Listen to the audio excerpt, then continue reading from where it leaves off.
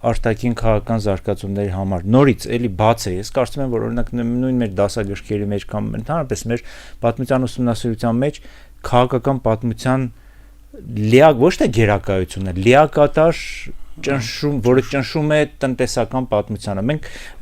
Արմանեդի Եղիազարյանի երբ որ խոսում էինք Սմբատի մասին, երբ որ խոսեցինք, ինքն էլ է շեշտը դնում հիմնական այդ ինչքան կարևոր էր տնտեսական ճանապարհների ուղիների բացումը, որը Սմբատը փորձում էր անել արևելք-արևելք ճանապարհով։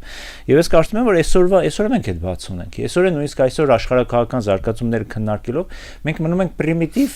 ռուսամետ, ռուսատյաց, արևմտամետ, արևմտյաց գաղափարական մտավարժանքների մեջ, չփորձելով ուսումնասիրել թե այս կամ այն կողմը ինչ տնտեսական հետաքրքրություն ունի,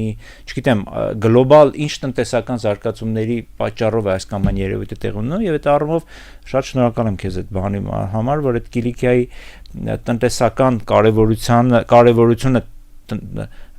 տնտեսական գործոնի կարևորությունը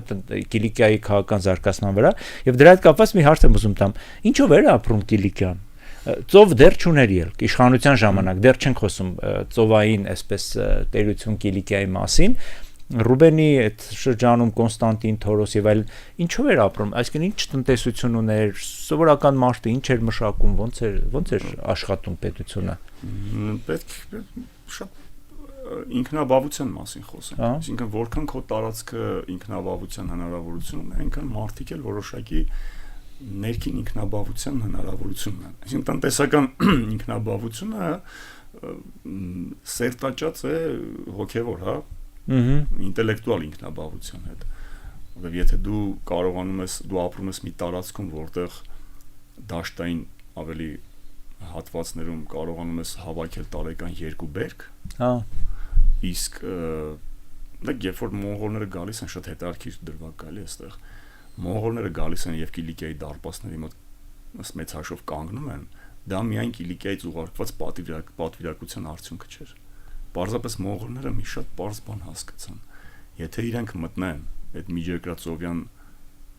ափին գտնվող միակ դարպասը քանդեն, այդ համակարգը, իրենք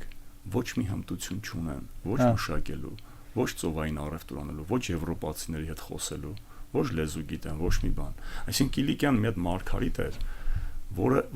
ուներ շատ ուժեղ ինքնաբավություն։ Լիներ ծովը շատ մեծ ազդեցություն ունեցավ արտաքին հարթակ դուրս գալու համար, բայց ներքին ինքնաբավության համար երկու կարևոր գործոն կար։ Նախ տարածքը, ինքը շատ բարենպաստ էր պտղաբուծության, տարեկան 2 բերքի հնարավորություն է տալիս այդ տարածքը, եւ նաեւ անասնապահության լեռնային մասում, եւ գումարած դրան կային նաեւ մետաղական հանքավայրեր։ Դա մի հատ կոմպակտ քաղաքակրթական ակումուլացված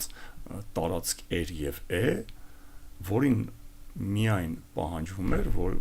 որը ուներ միայն քաղաքակրթություն ունեցող ժողովրդի պահանջ։ Այսինքն եթե Կիլիկիան ասենք հայկական բնակչության փոխարեն ասենք գրավվեր 11-րդ դարի սելջուկյան ցեղերի կողմից, օրինակ, եւ նրանք արդեն 11-րդ դարից արդեն հեգեմոնիա ունենային,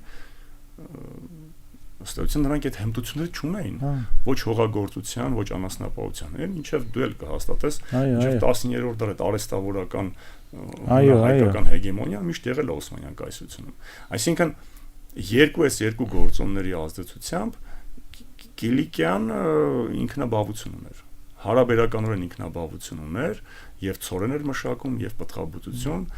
14-րդ դարում հայկական չամիչը արդեն համբավ ուներ ամբողջ Եվրոպայում։ Իսկ դա 14-րդ դարից առաջվա մի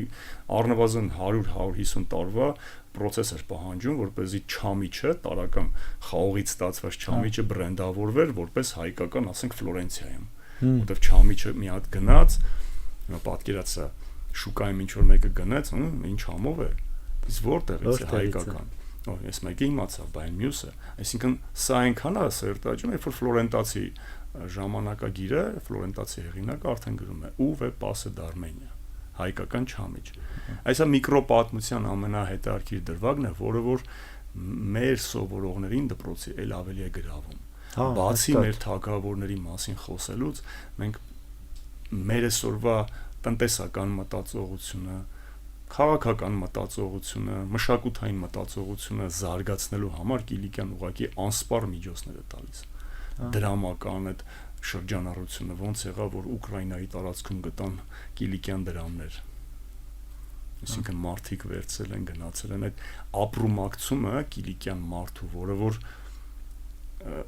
ծով ունի։ Իր արչև ծով ունի, շատ բան է փոխում, որը կանգնած է շուկայում ու գալիս է Մարկո Պոլոն։ Սա շատ հետաքրքիր է եւ կարծում եմ մենք դեռ շատ գործում ենք անելու Կիլիկիայի առումով, որպեսզի ոչ թե տարածական, այլ քաղաքակրթական լիցքեր բերենք մեր ժամանակների մեջ, մոդելները նորից կենթանացնենք ֆիլմերի տեսքով, դասավանդման տեսքով, որպեսզի մեր հասարակությունն էլ սովորի ավելի համադրական